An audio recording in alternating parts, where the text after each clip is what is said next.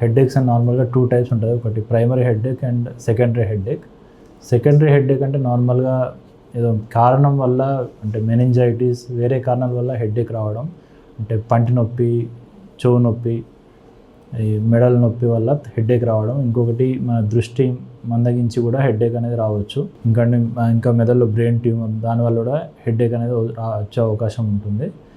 ఇవన్నీ secondary headache కిందికి వస్తాయి. మామూలుగా ప్రైమరీ హెడ్ఏక్స్ అనేవి 3 టైప్స్ ఉంటాయి. ఒకటి మైగ్రేన్, ఇంకొకటి టెన్షన్ ఇండ్యూస్డ్ హెడ్ఏక్, ఇంకొకటి ట్రైజెమినల్ సెఫాలజియాస్. ఈ 3 types of headache primary headaches.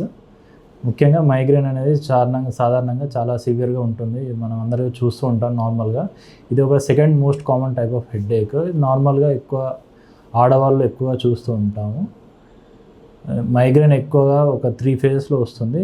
మామూలుగా ఫస్ట్ హెడ్ఏక్ వచ్చే ముందు ప్రోడ్రోమ్ సిమ్టమ్స్, ఎక్కువగా ఆవలింతలు తీయడం, ఎక్కువగా నిద్ర ఉండడం, ఫుడ్ క్రేవింగ్స్ ఉండడం. ఇది మైగ్రేన్ హెడ్ఏక్ వచ్చే ముందు సిమ్టమ్స్. నార్మల్గా హెడ్ఏక్లో ఫోనోఫోబియా, ఆస్మోఫోబియా అంటాము. ఫోటోఫోబియా అంటే లైట్స్కి దూరంగా ఉండడం, లైట్స్ చూస్తే హెడ్ఏక్ తీవ్రంగా రావడం. ఇంకోటి శబ్దాలు పడకపోవడం. ఇంకొకటి స్మెల్స్, ఆస్మోఫోబియా, వెరైటీ ఆఫ్ స్మెల్స్ పడకపోవడం. ఇవన్నీ హెడ్ఏక్లో సిమ్టమ్స్ ఉంటాయి హెడ్ఏక్ వచ్చినప్పుడు. ఇంకొకటి నాసియా, వామిటింగ్స్ కూడా అవకాశం ఉంటుంది. ఇంకా హెడ్ఏక్ తగ్గినాక పోస్ట్డ్రోమల్ సిమ్టమ్స్, నార్మల్గా ఎక్కువగా టైర్డ్గా ఫీల్ అవ్వడం, నిద్ర రావడం, ఇవన్నీ పోస్ట్డ్రోమల్ ఫీచర్స్.